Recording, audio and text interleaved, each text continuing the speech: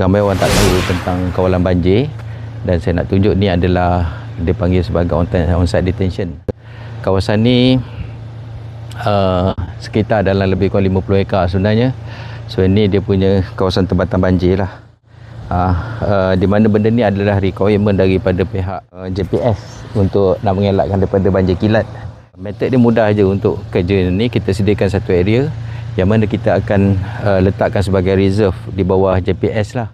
So kita perlukan tempat untuk outlet ni. Nanti drain kita akan buat. Bila nanti ada jalan semua, kita akan buat drain akan masuk ke sini lah. Dan tepi sana sebenarnya ada tempat outlet yang lebih rendah lah. Sungai sebenarnya sebelah sana. So sebelum dia pergi keluar ke sungai, dia kan ada buat treatment lah. So since kita pun baru tengok kerja-kerja ni, nak verifykan kerja-kerja kontraktor, kita try take a look lah benda ni. This is, we call it as OSD, Darjah 1.